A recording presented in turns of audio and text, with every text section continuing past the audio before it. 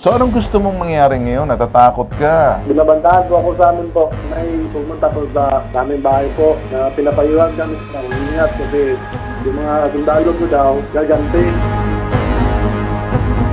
Kaya po, bantahan kasi wala na po kasalanan. Sino bang unang sumugod? Sila ikaw? Sila po.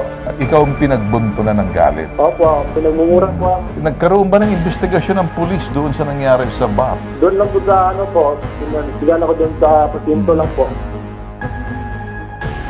Itong mga sundalo na to, kasalukuyan naka-restricted custody doon sa kampo Okay. while waiting itong result ng investigation.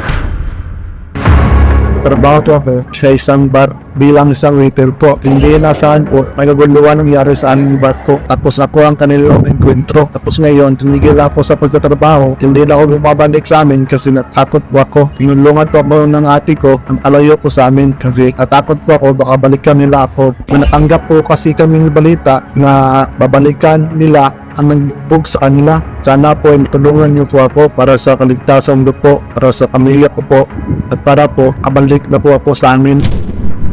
Magandang umaga sa iyo, Aaron, ha? Magandang umaga po, Sir Ben. Aaron, parang lumalabas, ikaw ay nag-aawat lang ng gulo sa bar dahil yung ka nagtatrabaho sa bar. Hindi ka naman nakikipag-inuman, ikaw yung nagtatrabaho sa bar, tama? Tama po, opo. Alright. Dahil nagtatrabaho ka sa bar, nagkagulo dahil nakikita mo ng bastos, nag-awat ka lang, inawat mo lang. Opo. Paano nangyari nagkagulo kung inawat mo lang? Anong nangyari doon?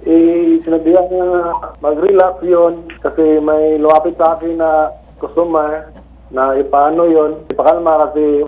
Parang may lumapit sa'yo pakalmahin. Opo. Okay, nung pinakalma mo, ikaw ang pinagbuntunan ng galit. Opo, pinagmumura po ako. Nagkaroon ba ng investigasyon ng pulis doon sa nangyari sa bar? Doon lang po sa ano po, pinagsigan ako doon sa pasyento lang po. Nasaan ka dyan? Bakit may parang, asaan ka dyan? Parang may sumusuntok. Sino ba yung may itim dyan na parang nakaitim na tapos yan sumusuntok doon na magaling sumuntok, knockout yung tapos sino ba yan? Kilala mo yan? Ako po yan. Okay, Sir Ben. Okay ah. magaling ka. Parang Bruce Lee, ah. Parang, wow! Boom! Boom! Boom! Boom! Boom! Boom! Pinagtulungan ka. So yung mga Okay. nakasundalo, yung naka-gray, yung parang naka-black and red. Mukhang hindi ka naman talo. Nakikita ko gumaganong. Wow! Boom! Boom! Boom! Boom! Dapat ang ginawa mo dito, Aaron, hindi mo na isinaway mo na lang. Pero lumabas parang ikaw ata yung kung sino bang unang sumugod, sila ikaw. Sila po. Sila. Meron pong video po. Meron video na nauna po. Okay, sige. So anong gusto mong mangyari ngayon? Natatakot ka? Binabalikan ka? Binabantahan po ako sa amin po. Taga ano ka ba? Taga Pagadian ka? Opo, tama po. Diyan ka talaga lumaki? Opo. Yung mga army na to sa Tabak Division ba to? Opo. Mga taga-Tabak? Opo. Sige, kausapin natin ngayon si Colonel Louie De Maala. Ito, nakakausap natin to. Mabait kausap to. Decente to. Colonel Louie De Maala, magandang umaga po sa inyo. May magagawa po ba tayo dito, sir? Kasi may mga pangalan po rito ng mga sundalong sangkot. Si Sergeant Hill Tyros, Sergeant Jerry Vega, Sergeant Archie Lester. Ito raw ay mga army, sir. Alam naman natin, sir, pag army sa Zamboanga City, sa may Pagadian, Tabak po yan dyan. Ano po magagawa ng tanggapan po ninyo, sir? Dito sa Partington, nakaabot na ngayon sa inyo. Tabak First Tama Division. Po, sir. Yes po sir, tama po. No? Mula nung nalaman ng unit, ng 1st Infantry Division na itong nangyari na ito, ay immediately nag-conduct sila ng investigation. Yes, sir. And hopefully, nakausap natin yung Provo Marshal ng 1st Division. And hopefully, this week lalabas na yung kanilang recommendation doon sa naging investigation nila. And itong mga sundalo na to, kasalukuyan naka-restricted custody doon sa kampo while waiting itong result ng investigation and Alright. recommendation from the Provo Marshal. Okay, so, Aaron, narinig mo kung anong ginagawa ngayon. Restricted sila ngayon itong mga tatlong sundalo dahil nag-imbestiga ng 1st Tabak Division. Anong gusto mong sabihin, Aaron, kay Colonel Louie De Maala, siya yung spokesperson ng Philippine Army? Gusto ko lang po sana silang makausap na sana naman po, huwag silang bantaan kasi wala na po kasalanan. Huwag kang bantaan dahil wala kang kasalanan. Opo. So gusto mo lang ng katahimikan at ayaw mo binabantaan ka, gusto mo makapagtrabaho doon sa pinagtatrabahuan mo at ayaw mo ng away, parang ganon. Opo. Ba't hindi mo kausapin si Colonel Di Maala? Kung anong gusto mo, dumiretso ka sa kanya. Pwede mo naman siyang kausapin sa pamamagitan ng programa. Ikaw na mismo makiusap kay Colonel Di Maala. Huwag mo na idaan sa amin. Diretso ka na. Sige. Kasi po sa amin, may pumunta po sa aming bahay po na pinapayuhan kami na ingat kasi yung mga sundalo po daw, gagante. Gagante. Mga sundalo. Mhm. Tapos yung, hindi, sundalo po rin nagsabi sa amin, pero po sundalo. Sundalo rin nagsabi sa inyo, nagaganti sila. Opo, yung nagsabi sa amin, sundalo rin po. Mhm. So ang gusto mo, ayaw mo nang ng gulo. Umawat, defensive ka lang naman. Tama? Opo. Yun lang, simply, Colonel Di Maala, ano pa magagawa natin? Baka magkaroon tayo siguro ng all-points bulletin na doon sa buong Tabak Division. Wag na naman siguro, civilian lang naman to. Hindi naman siya kapareho ng iba dyan na dapat pinagtutunan ng pansin. Ano pong recommendation nyo? Kahit na restricted custody po yung mga sundalo natin dyan. Pero sir, baka naman gantihan siya. Is there any way that we could do proactively to forewarn na wag nang galawin itong si Aaron? Sir, unang-una, isang mai-recommend natin is doon sa ating complainant na mag-file siya ipa-police blotter niya Okay. para meron tayong record. And Okay. kung pwede, kung saan siya pwedeng makausap, pwede natin immediately after this interview, tawagan ko ang 1st Infantry Division Okay. para doon siya makipag-coordinate at para mabigyan siya kung anong magiging aksyon.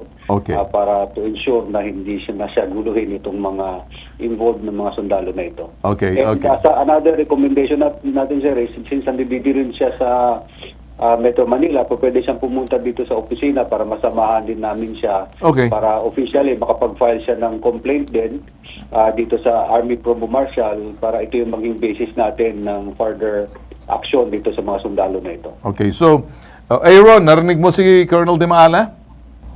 Opo, sir. Ikaw ba'y nasa Manila?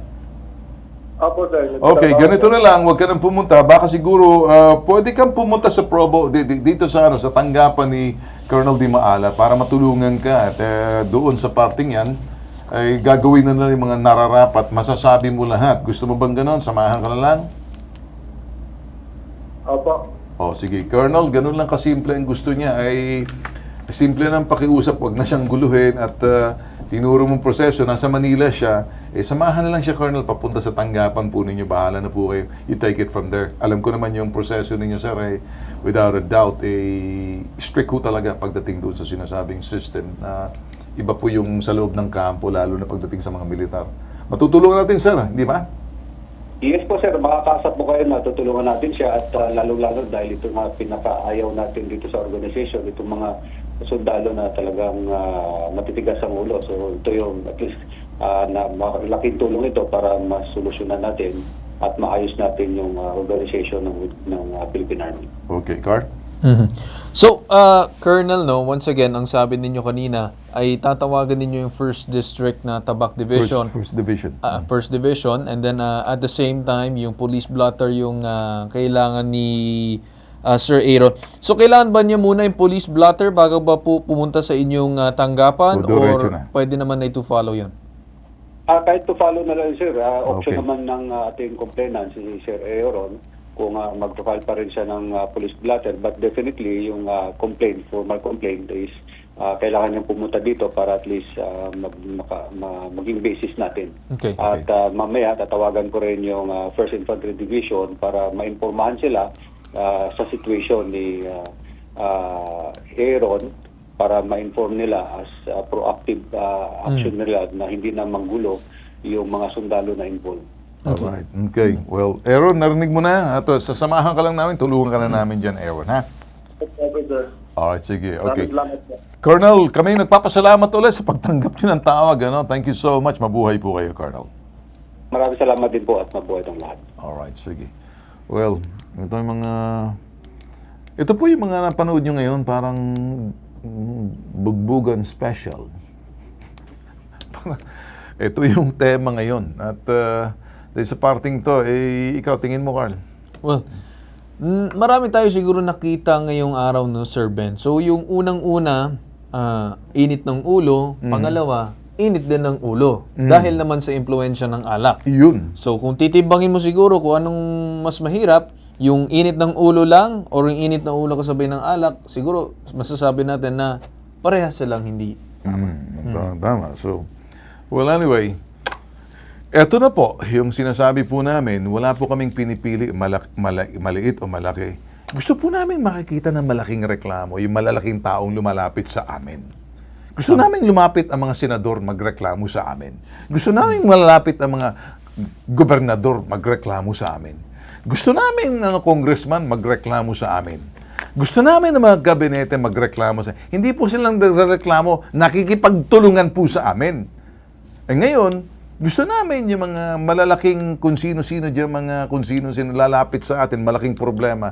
Yun pong gusto namin mangyari. Kala lang, dinudumog po kami ng malilit na tao. Kaya, para sa iba, sinasabi, malilit lang kaya nyo eh. Yun nga ang mahirap sa bansa natin dahil yung malilit lagi ang nagiging kawawa eh. Alam nyo, Carl, di ba?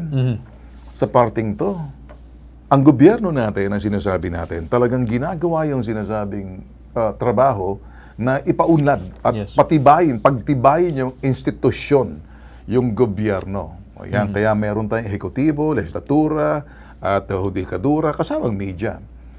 Institutional ang dating na magpanilbihan sa gobyerno. Ang manilbihan sa tao itong mga gobyerno na to. Kaya yan. Ngayon, kinakailangan may pagbabago or may nagagawang pagbabago yan. At saka sinasabing na nagbabago na nararanasan na ng serbisyo. Isa yun sa mga sinasabi namin na nakikipagtulungan ang ipabitag mo sa kung saan direksyon ang gusto natin. Pag ang gobyerno natin wala na tayong tiwala, ba't tayo muna? Ang gobyerno natin para nasa sa atin. Yes. Diretso na ako sa inyo. Kaya, ayan, sa mga nagreklamo sa amin, nakikipagtulungan na rin kami. Bagamat hindi po kami, gobyerno, pag lumapit po sa amin, tinatanggap po namin. Ang hindi lang natin pwedeng gawin, pag nakasampa na ang kaso sa hukuman. Yes. Or kasalukuyan dinidinig sa pamamagitan ng mga investigasyon na ginagawa rin ng mga departamento, or pasok na ang reklamo, or ando na mismo nagkakaayos na sa loob ng barangay, o mga bagay na medyo nare-respeto po namin. Kapag wala pa, kami pwede tayong himasok. Yes. So dyan tayo nagtatapos sa ating programa ngayong araw. So lahat ng reklamo, maliit man o malaki, sumbong at hinaing pinapakinggan na maigi, sinusuri at iniimbestigahan dito sa Ipabitag Mo Helpdesk natin na mas pinalakas at pinalawak.